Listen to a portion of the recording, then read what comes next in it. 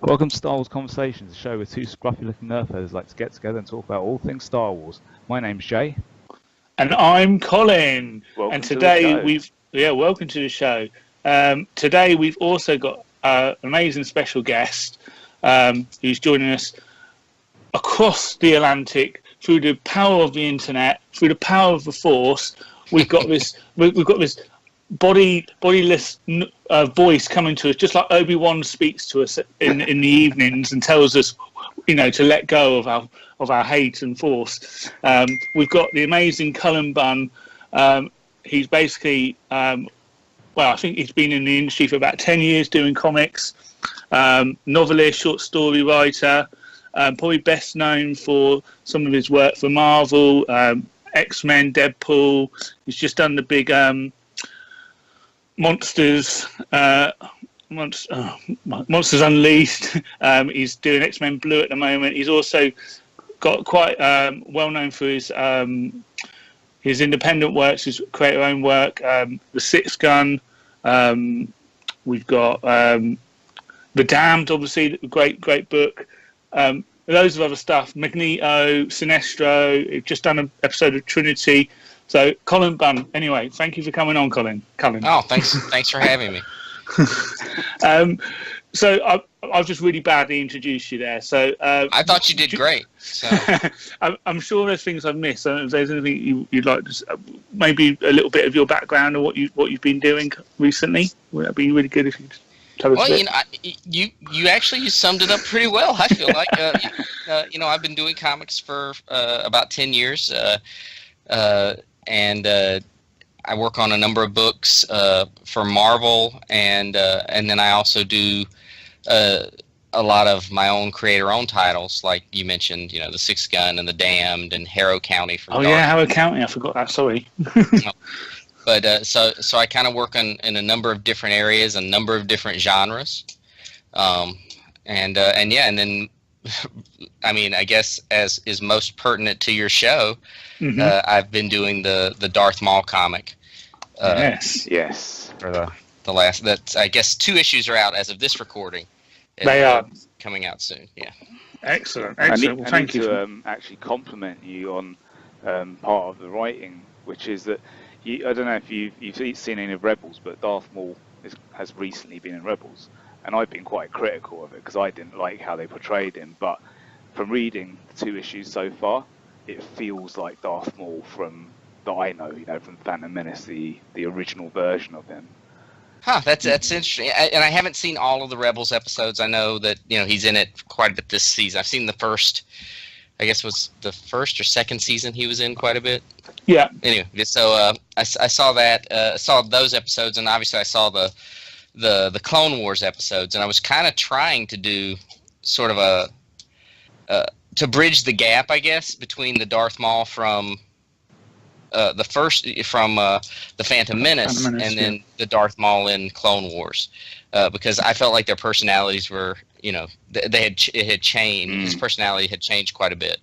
By the time of Rebels, he seems a very different character completely. He's very posh. He turned into some kind of aristocrat or something over that period. But I think that's what happens when you lose your legs. But you go all you British. Just immediately become an aristocrat. I particularly just love that he's got that primal anger seething from him, and it really comes out in the book. And absolutely. He's a weapon again. He feels like he's a weapon, which is what he originally was, Yeah, he was such an angry character. I felt like. I mean, he was. I felt like he was this guy that. I mean, I don't know if you guys ever get angry, but for me, the worst is when you get really angry and there's nothing you can do about it, and I feel like that's what he was going through. Yeah. So I felt like that's kind of what I wanted to channel. Yeah, that's coming across. That's definitely coming across in those 2 issues. Yeah, absolutely. So in terms of Star Wars generally, what is anything particularly got you into Star Wars originally? Are you a big fan of the actual mythology and shows and films? Yeah. So I was just thinking about this the other day, and it's startling to me. 40 years ago this week, I got Star Wars action figures for Easter. I hadn't seen the movie, but I got a Luke Skywalker, a Darth Vader, and a C-3PO in my Easter basket. Oh, amazing! And I hadn't seen the movie yet, but I love those toys instantly. I was super fascinated with the toys. Yeah. I lived in a very small town. We didn't have a movie theater right near us, so I did not see Star Wars on the first engagement. But then I guess 2 months later they re-aired it on. They brought it back to theaters again. In between that time, one of the guys that worked for my dad had snuck a Super 8 camera into Star Wars, and he showed me like footage of Star Wars, and that just made me want to see it even more. And then when it came out, for the second engagement, my dad finally agreed to take me, and then I was to say I was a big Star Wars fan would be an understatement. I had the wallpaper and the bed sheets. I had the toys hanging from my ceiling. They had the models. All the books, the comics. I still have my original 12. Action figures. Oh, brilliant! And I still have my Star Wars Christmas album and the album that I got. The Star Wars soundtrack that I got one year on vinyl. So I still have some stuff. I used to have a very big collection of Star Wars stuff. Wow. I fell out of it as I got older. After Return of the Jedi came out, and I was getting a little older, I kind of fell out of the real, just the uber fandom of Star Wars. Yeah. And I didn't, I was one of the guys I did not like when they re-released the special editions of Star Wars. I didn't care for the additional footage. No. And then and honestly, I didn't really love the prequel movies. I liked elements of the prequel movies, but I didn't love the prequel movies. And then you didn't even tell yourself that you loved them at the time. No. Yeah, we were busy trying to convince ourselves we loved them. And then I realized I didn't. I may have told myself that with the third one, because the third prequel movie to me, and I'm sure other people would argue differently, is by far the superior movie in those three. Absolutely. Yeah. But what I told myself, and I still believe this, is that those movies weren't made for me.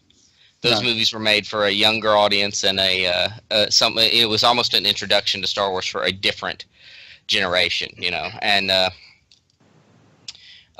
But then over time, I kind of started getting back into it a little bit. The Clone Wars stuff I really liked. I felt like the Clone Wars stuff made me appreciate the prequel movies a lot more. Watching those made me get back into the prequel movies. And then the biggest thing is, my son is 8 years old, and he is really into Star Wars. So that really kind of reignited everything for me, because he's the age when The Force Awakens came out. He was the age I was when I first saw Star Wars. So it's kind of important to me, and since he's into it so much, I kind of got back into it, and now you, after all that, you're working on a Star Wars title. Which that must be great, for your son as well. Like to know. I think he doesn't. He doesn't care. He doesn't seem to care that much. No, you're never going to be that cool. Unimpressed. He seems unimpressed by that. But I'm super excited about it because I think if you'd have asked me back when I was super into Star Wars if I would ever be writing a Star Wars story, in a canon Star Wars story, I would be. I would have never believed you. So it's a pretty great feeling. So how did that go for you then? I mean, you're obviously working in the comic industry. Marvel's number one guy at the moment. You seem to be doing all the books. You're very busy. Yeah. Did Marvel, come to you and say, hey, do you want to work on this title, or did you request it, or how did that So happen? so I my editor on my Deadpool books also edits the Star Wars books, and I was at I was in New York for, I can't remember if it was a convention or if it was a Marvel retreat, but I was in New York and I was having dinner with him, and as we were walking out, because I don't like asking for things. I'm not the kind of guy who likes to say, hey, I don't want to, I don't want to impose on anybody. Yeah. But I really wanted to do a Star Wars book, so we were on our way out, and I said, hey man, listen, I'm gonna put my pitch out there. I want to do a Star Wars book. I don't care what Star Wars book, but I said, you know what I can do. You know who I am as a writer. I want to do Star Wars. And at the time he said, well, we'll see what we can do. And I thought maybe nothing would come of it. And then maybe a few months later, he called me and said, so I have a Star Wars book. And I said, yes. I didn't know what it was at the time. I was like, yes. Yeah. And he said it was going to be Darth Maul. And I was like, oh, now I'm super excited because he's, when I say that there are elements of the prequels that I love, Darth Maul is my favorite part of the first by first far movie. the best part of it. Yeah. Definitely. Yeah. So I was super excited to do Darth Maul. I thought he was he's a great character, and yeah, then we I pitched a couple of ideas for the story, and at some point the book got delayed for something. Lucasfilm approved the story, and then the book got delayed for several months for some reason. Who knows what's going on with all the the behind the scenes. But the book got they said, well, hold off, we don't want you to start it yet. And I'm sure it had something to do with seeing where Rebels was going and seeing what Rebels was going to be doing.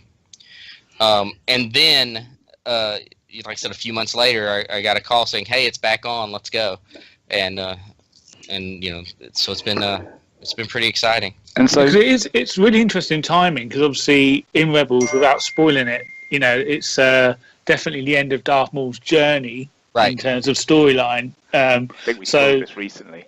Well, I think when the second issue came out is when that episode of Rebels was like the same week that episode of Rebels aired. Maybe it wasn't the first issue, but it was because I was getting a lot of messages from people saying, "Hey, you timed this so right to this issue so right."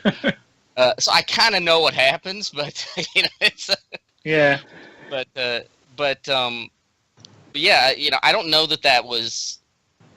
I think was more of a happy accident than anything, but because one of the things that I wondered about this was when you get the title, a Star Wars title, obviously the story group, Lucasfilm, have to approve things. They decide what's happening with which characters, and they have a greater plan. So when you submit your idea for the story, how do they then have to go through it and go, because Cad Bane's appeared in it, which I was well happy to see that. Do they go, you can use this character or you can't use this one, or this one wouldn't do this, so don't have them. Do they go over it like that, or do you have talks with the story group yourself or anything like that? We exchange a lot of emails, but. And I can't say that this would be the case for every Star Wars book, but I can tell you that with Darth Maul, it's been very it's been a very easy process. I mean, yes, they have to protect their story, and they've got plans, plans within plans, and they've got far-reaching goals for everything they're doing. So, and that goes across the books, the comics, the movies, and the TV. I mean, it goes across all of that. So. They want to make sure they're protecting things, make sure the characters are the way, are portrayed the way they're supposed to be portrayed, and that I'm not stepping on the toes of anybody, what anybody else is working on. And did they sort of direct you in terms of the timeline of, because obviously this book's set before A Phantom Menace. Did you have a choice of when you wanted to write your story around Darth Maul, or was that almost said, no, it needs to definitely be in this slot? They definitely wanted it within the first, like not too long before. I call it an indeterminate time before Phantom Menace, but not too. But you could tell it's pretty close. Yeah. I mean, and you know, and some of that stuff is from Lucasfilm, and some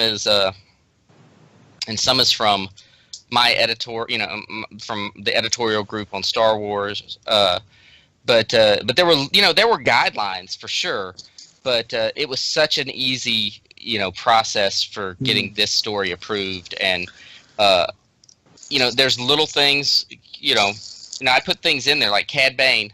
When I wrote Cad Bane, I was completely prepared for them to say, no, you can't use Cad Bane. But they didn't even blink at Cad Bane. Awesome. You know, there's you know, the same with a lot of the stuff, the Malachor stuff. Yeah. They didn't, you know, they were actually a lot of their input was just connecting the dots with other in canon, you know, Star Wars things that I, you know, wasn't necessarily aware of. For instance, in the first issue, we have Darth Maul hunting Rathtars. Yep, from Force Awakens. And it was the Star Wars group that recommended I use the planet that is in the Star Wars Lego game. Right. And you know, and I was like, I didn't even know that, you know, I didn't know that there was a planet, but that, you know, but that actually, it changed that scene a little bit, because so I fired up the Star Wars Lego game, and on that they're wearing breathing masks and things like that. So I was like, oh, that changes. Yeah. And I was like, all right, so now I got to change the way that scene works a little bit. But it, you know, that wasn't a big deal, but it's a lot of that kind of thing is, you know, can we add, you know, they'll ask if I can add certain, I don't want to spoil anything. You know, if I can add certain criminal organizations in, or at least have, you know, show certain groups and things like that. That gets me excited. Yeah. So, and a lot of it is asking for, you know, almost like Easter egg moments. You know, you can put this in, and so before they told you, oh, you know, use this planet, had you made up a planet, or had you picked one that already? I think I just had a jungle. I think I just had a jungle world that I was going to have them, you know, on, and then that, you know, and then because that was in my outline. This is before I scripted. You know, I give them an outline that this is what's going to happen in the issue. Right. And it's almost beat by beat. They can see on every page what's going to go down. Right. And yeah, that, you know, I think. One of the only note that kind of it didn't hurt my feelings, but I was like, oh, I wish I could have gotten this in. I had a Jawa bounty hunter in the in Cad Bane's group, and they asked me to pull the Jawa out because they felt that, and it was a good note. They felt that it connected Maul to Tatooine too much. Right. So so it was a good note. It's not one I considered when I put this Jawa in. But I've had this dream of a Jawa bounty hunter for so long, so I had to take him out. Maybe you can work him in somewhere else later on. Maybe we'll see if they ever give me another job. But we have this theory that Jawas are the children of Obi-Wan Kenobi, and that while he's been sat out in the desert, he's got a bit bored and got a bit frisky, and so that's how you get a load of Jawas. They're mini Obi-Wans. Yes, if I pitch them that, then I know that I'll never be working in Star Wars. What? Sorry, carry on. No, I was just like, but yeah, for the most part, it's been very, you know, very simple. It's great the conversation's been really great. You know, it's nice to see that they're, you know, again, I can't spoil things. There's scenes that are coming up that they got really excited about, that I got really, you know, when I was writing, I was really excited about it. So we're getting excited about it just hearing. Yeah, so it was a lot of fun. Well, I guess one of the really exciting things for you, being a Star Wars fan, then, is being able to add something to the canon. I mean, is there, again, without trying to spoil anything, but is there anything that you've in the book that you think you've been able to add now to Star Wars and be able to say, oh, this is something I've added in and created, and I can always go back to and know that this is now part of a story? Yeah, I feel like there's quite a bit of that in here. There's definitely some elements that, you know, I feel like I'm adding to, you know, I'm adding to the book. I can, there's no way I can really get into any detail without spoiling things, but I can tell you that when I was writing the final issue, I wrote 2 endings. Because I would really, and I liked both endings, but there were some things that I really wanted to do that would have added, some pretty significant things to Star Wars, but I also knew that it was such a great chance that it was going to get shot down. Right, yeah. But you got to take a risk. You got to try. Yeah. Well, when the series is finished, come back and tell us what they were. I will. And so there, there's things like that I really, I was trying to seed some other things into Star Wars that I could do something with, But yeah, I feel like we're definitely adding at least a little bit. I feel like we've already added a lot to Sith lore, even in the first couple of issues, just little elements that I felt like we were adding quite a bit to. I was going to ask you a little bit about that, if you don't mind.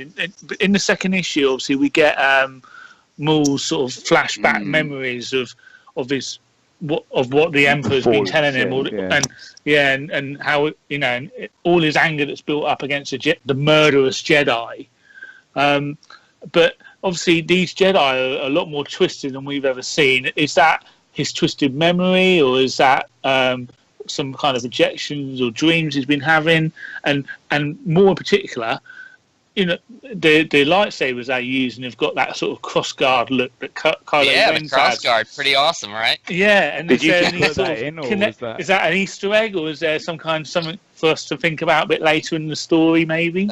I can tell you that we talked quite a bit about the crossguards. I can tell. As far as is it what was this that he was seeing? I approached that scene a little bit like the scene with Luke on Dagobah in Empire Strikes Back, where he had this this vision of Vader, and it ended up being this horrible vision. So I started thinking, what would this vision look like if it was coming from someone someone as awful as Darth Maul? And so I really wanted to play that up, but the way I approached it is those are Sith knights, I guess, of the days of old. So those guys are characters, as far as I'm concerned, in Star Wars, in Star Wars lore of old. And we talked a lot about them, about their look, about their weapons, and I feel like it's not just a nightmare that Maul was having. Those guys are out there, or were out there. Wow. Ooh. So yeah, that does add a big thing to, because in all the spin-off movies, further comics, books, they could actually go back to that time, and this would be a part of it. Yeah. So that was pretty. That part was exciting, and really just connecting a lot of the dots on things that's really what I love more than anything, because in the Clone Wars, there's this poem that Darth Maul recites when he's sort of when he's just coming out of his mad state, and I was like, well, I want to put that. I want to make sure I address that poem in this series. Yeah. And there's little things that a lot of people won't catch that are connected to even to the comics. In Jason Aaron's Star Wars comics, there's a bar that Luke goes into, and there's a guy there that says, when my father owned this bar, he taught me some things. Well, in Darth Maul, that's the same bar. Right. And it's a father and son behind the bar talking. I try to connect the dots as much as I can with things like that. Yeah, that's really cool to be able to do that.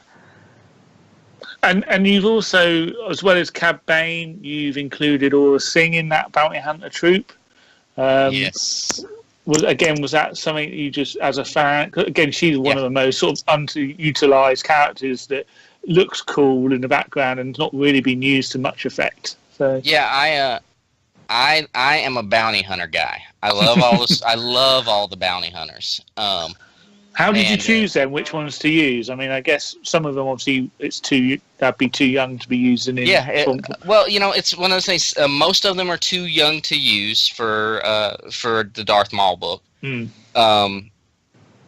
But Aura had been was in Phantom Menace for all of 2 seconds. Yeah, and so I knew she was around. And it just made sense that Cad Bane was still around, and it was a happy accident there too, because Cad Bane's my favorite bounty hunter. Very cool. And so I was like, well, I really gotta get Cad Bane into this, and I don't think it's a secret to anybody involved. My hope is that people like it enough that I can get a Cad Bane comic out. That would be cool, man. That would be really cool. Because he is a character So, I think a lot of people would love to see more of him. yeah, well, I know people got really excited when they found out he was going to be in the book. I knew people liked him, but I didn't expect as much of a response as I got when they found out he turned was out to be the real badass bounty hunter, right? Everyone's gone on about Boba Fett has always been the most badass one, but for me, when I watched the cartoons, the young Boba Fett, I think they made him into a bit of a douchebag, and right, and it sucks because I love Fett. But Cad Bane, he was more how you imagined Fett. When people talk about how he is, it's like he was like this guy, So he is a badass. That's why he's become so liked, and he's a Duros as well. So it's quite cool to have a different species. Yeah, I like that about him. Look, I like Cad Bane, and I hesitate to say this because I'm not going to do it. But as I write Cad Bane, I talk in a Cad Bane voice. I talk all of his dialogue out because I feel like he has the greatest. I think you should show us. He has the great. I think he's a great character. But yeah, hands down, I love all of the bounty hunters. I got a Boba Fett sideshow toy over here on my shelf. So it's the bounty hunters are kind of great. Well, we hope that you do get a Cad Bane comic out there for sure. More than anything, probably when I think back on Star Wars, look, everything about the movie, everything about those movies captured my imagination. But that scene in Empire where the bounty hunters are standing around that Star Destroyer. The start. They're in it for all of a minute, maybe. Yeah. And I was hooked. I was like, I want to know everything about all of those guys. Who are these guys? Yeah. Definitely. So, I mean, obviously you love the bounty hunters. That's coming across pretty clear. But I mean, in your comic writing, actually, a lot of the comics that you've written on do centre on the more villainous characters. Sinestro, the Magneto, Venom. I mean, so when Darth Maul was selected for you, I mean, do you think that was in mind, and what draws you to these more villainous centered characters? I'm sure that episode you. Yeah, I'm sure that it came across that the reason Darth Maul was assigned to me is because I'd worked on books about villains, and it's kind of the thing I do. And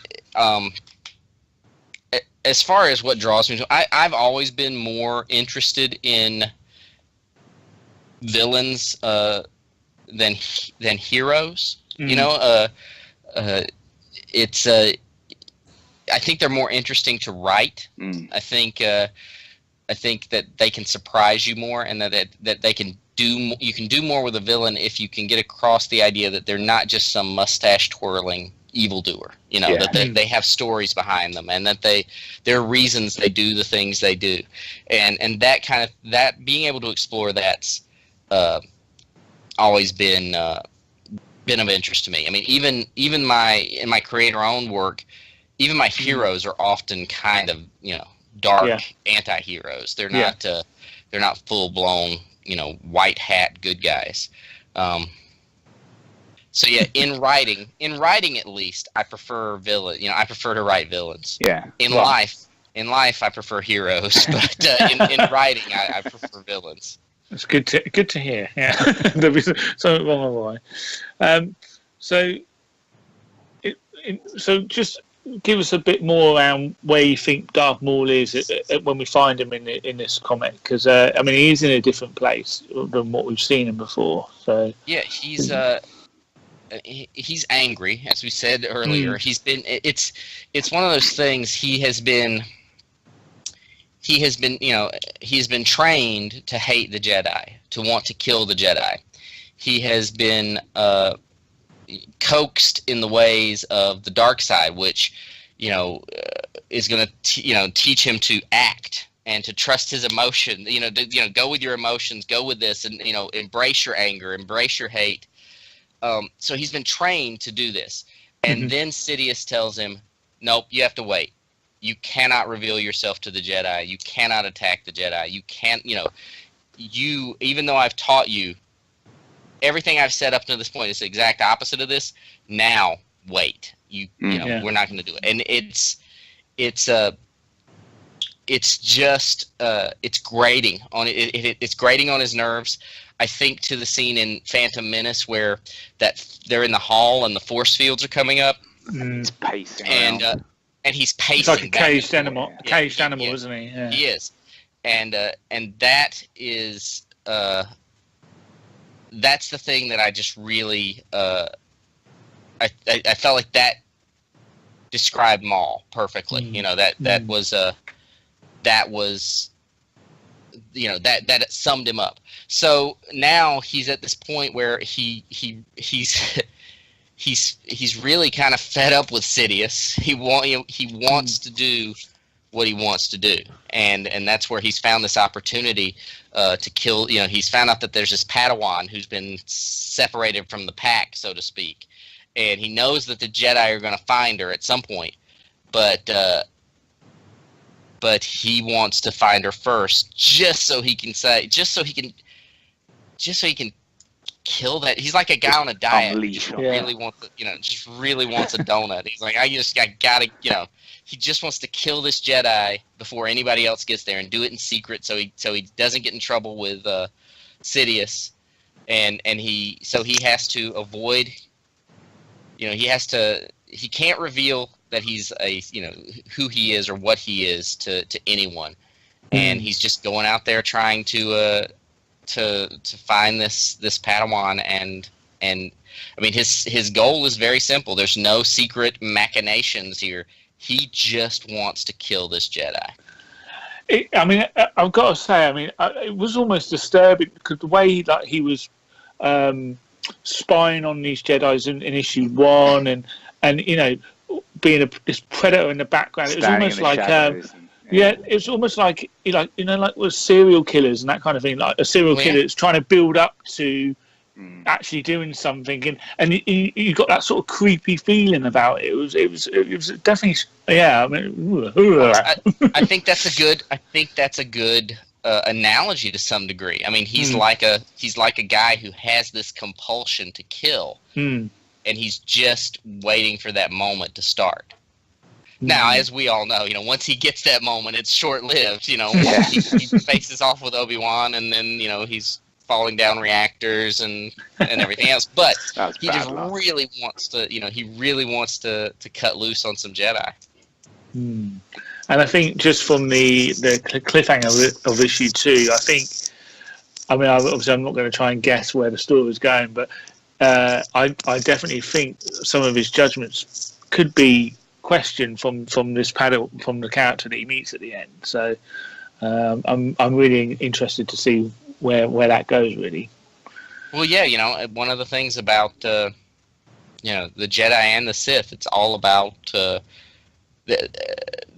allegiances are always tested, and there's always that little bit of there's always the question of what's gonna happen. And listen, I think in comics especially, probably in any kind of fandom, but in comics especially, readers and viewers want villains to turn into heroes, and what that is people, these creators are creating amazing villains that people can relate to. Boba Fett's a great character, even though he's only on screen for a little bit. He's just fascinated people, and then they've given him a backstory that's okay. I can see where he's coming from, but I feel like readers of comics, especially, I hear it all the time, really want villains to become heroes, and that's okay. But Darth Maul is not a hero. No, Good.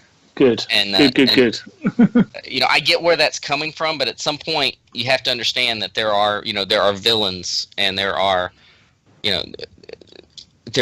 sometimes they're just not going to be, they're not going to be heroic. And I mean, that goes, I've had people, with no exaggeration, there's a character in Marvel Comics called Carnage, who is a serial killer. And he's a loathsome character, and I've had people ask me, "Could you please cast him in a heroic light for a change?" Oh. I'm like, "How is that even possible?" You know, Yeah. I mean, you know, one of the things that I like when someone writes a villain well is I like them to still remain a villain, but when you get into their backstory a little bit, I like to find myself associating with them and going, I kind of understand why. Yeah. I don't think that's normal, Jay. But then it makes you question, like, because you're like, I know I shouldn't be rooting for you because, you know, you're a bad guy, but I kind of get what's making you do this, and I like when that happens. I personally don't want them to become a hero. I like them to stay as a villain, but I like it to really start playing with me and what I consider right and wrong, and making me question myself. That makes me. Well, I get that. You know, and just to go back to an earlier question about why I like bad guys, it's interesting. I gotta think. I'm sitting here thinking it's Star Wars is really what did that, because I like Darth Vader so much. Of course. I mean, he was such a. I mean, I remember going to the mall because Darth Vader was going to appear at our mall, and and you know, I was like begging my mom, please take me to the mall so I can see Darth Vader. You know, it's yeah. So yeah, I think Star Wars has a lot to do with that, because it had a lot of great villains that you kind of love to hate in a way. Yeah, definitely. I mean, I became a Vader fan before I'd even seen the movie, because there was a little comic strip on the back of a TV magazine that we had here in England, yeah.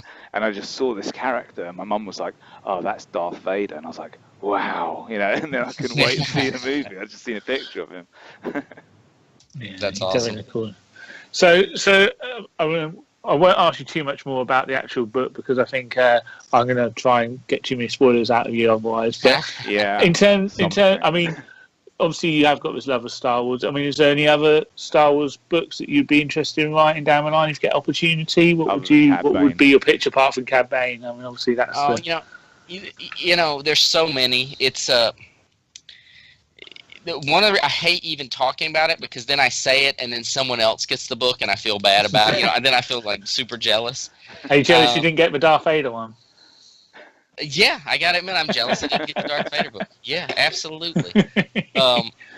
But I think I would love to write obviously a Boba Fett book, or just a bounty hunter series would be awesome. Definitely I think that would be amazing. Some kind of bounty hunter anthology book. Yeah, that would be really cool. Yeah, that would be kind of great. You know, I kind of liked the idea of exploring the darker corners of of Star Wars. I love that. Well, I think that's when you were saying earlier about that scene with the bounty hunters in Empire. I mean that completely changed Star Wars, because it gave you a whole new load of things to think about with Star Wars, and a whole new part of the universe that wasn't there before. You know, bounty hunters, where's that suddenly come from? Yeah, and then you had that whole thing to look at and explore. And it showed a real sort of seedy side to to everything. But yeah, it's tough to say, because I would probably jump at the chance to write any Star Wars story. It's funny that I gravitate to the bad guys, because I was a Luke guy. You know, everybody says you're either a Luke guy or a Han Solo guy. Yeah. I was a Luke guy, but now I'm much more interested in the bad guys. You can have more fun with them, I think, generally, can't you? Yeah, you definitely can. One other quick question I had around the actual process of writing a Star Wars book. I mean, one of the things that myself and Jay find potentially frustrating is that everything is now canon, and we're sort of almost starting to feel that things are being restricted by that, and that creativity might be stifled because of just this fear of going out and possibly creating something, and we're almost waiting for the ball to drop. Did you get any of that feeling writing the book? And is that, I mean, what's your view on everything being canon now in the Star Wars universe? It was never something that really crossed my mind. I mean, I knew that there were things that they wouldn't, the restrictions I mentioned earlier, that they've got to protect the story they're telling. But it never really crossed my mind as a problem. and part of that may be the fact that I've been writing for Marvel for so long, and that's a shared universe where it's all canon, and I just I know that's that's part of it, and it's just part of the job for me. So it never really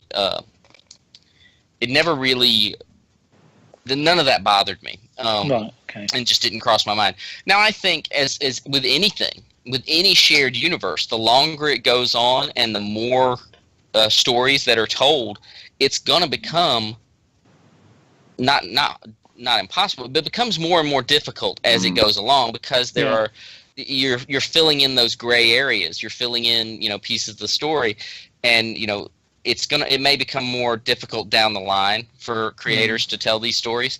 But I didn't necessarily feel restricted at all. Okay. One thing I don't want to become canon from Marvel is Jackson. Do you remember Jackson? The green bunny? I remember Jackson. Yeah, I don't want to see him. No. Well, I can tell you this. When they announced the Marvel that Marvel was doing the Star Wars books, I know at least 3 creators who immediately asked about Jackson. No. And to kill him, hopefully? I was one of them. I got to tell you, I still like that guy. Come on, it's a bunny rabbit in space. I still think he's great. And you can tell me that Jackson is any more annoying than Jar Jar. No, but Jackson's a bunny rabbit. He's a giant green bunny. That's so what? It's space, man. There could be bunny rabbits there. No. Jackson was in the very first Star Wars comic that I read, and I loved it. You're going to put him in now, aren't you, just to spite me? No, I'm pretty sure that the ship has sailed on Jackson appearing. So. Oh dear. In terms of your Star Wars fandom, did you read any of the novels, the old novels and legend stuff? I did. I mean, I read. I mean, going back to Splinter in Mind's Eye? Yeah. And then I read the Timothy Zahn stuff when it first came out, because that was at that time I thought that was the only time I'd ever get a sequel to Star Wars. I was like, that's what I'm gonna get. This is it. And I read some of the stuff after that. The Timothy Zahn stuff was the more important stuff for me. And I read a few things after that, but not a whole lot. Because I was going to say, because obviously the Timothy Zahn form book's just been released, and obviously being a villain, I didn't know if that was an area that, again, a character that you were interested in. Or... Yeah, he's again, I probably would be, but he's probably one of the. He's not high on my list of villains, but yeah, and really, maybe if I reread those books now, I might feel differently, but it's been I read them when they came out, so it's been a long time. Okay. And I guess obviously this weekend is Star Wars Celebration, lots of things being announced, and obviously trailers and stuff. Is there anything particularly you're looking forward to being talked about this weekend? I don't know.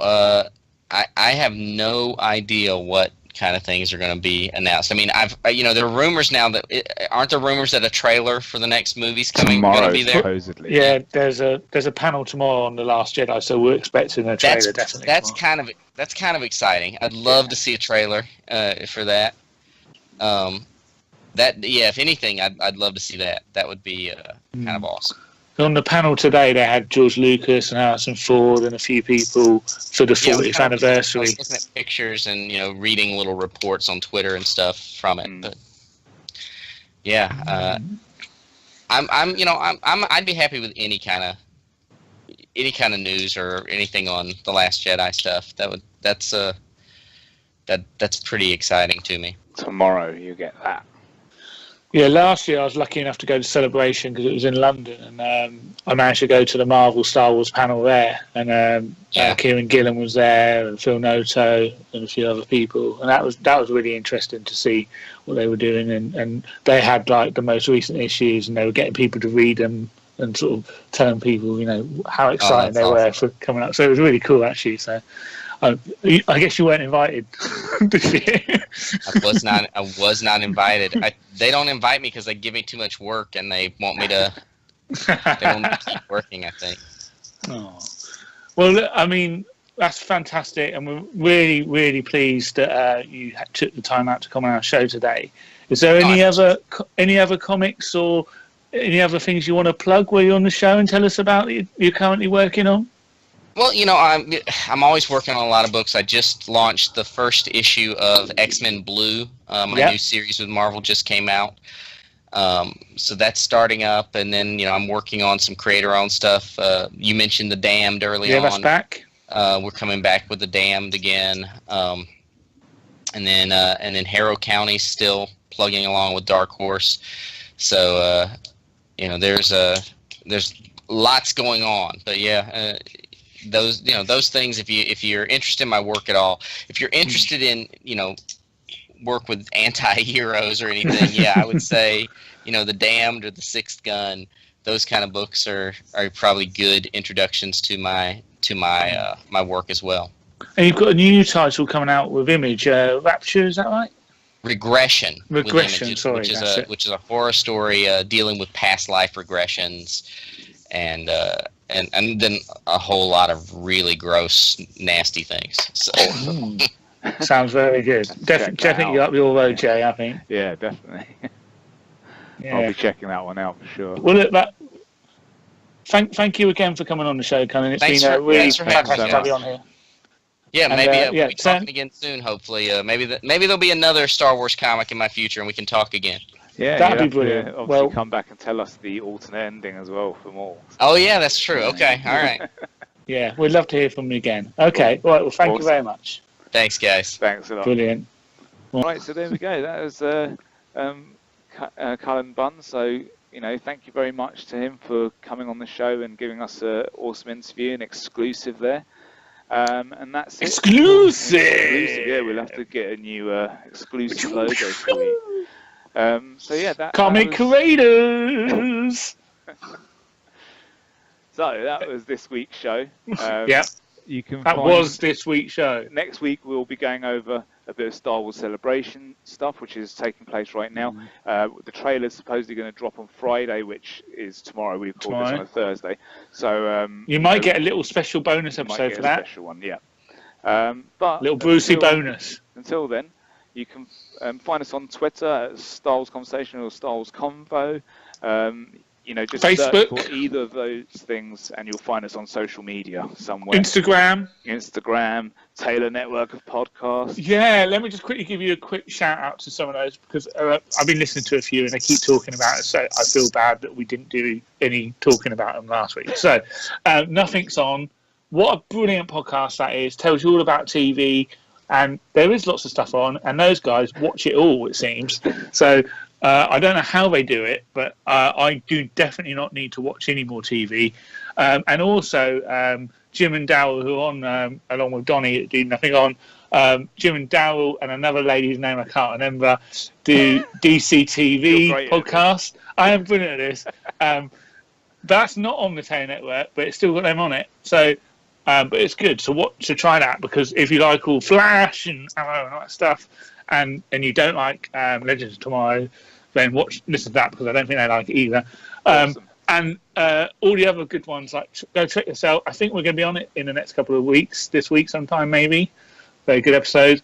And the good ones: Double Page Spread, Wade's World, Paradigm Shift. Paradigm Shift. More of them. Governed by Geek. Oh, that's one of my favourites. I love that one. I'm Batman. Anyway, that's enough of the Taylor podcast. They're very good. We love them. And we love being on them. Hello! So, other than that, you can find Colin on Twitter at Captain Colin! And you can find me on Twitter at EagleEye1933. So, until next week... Punch it, Chewie! May the Force be with you. At last we will have our revenge. Into the future.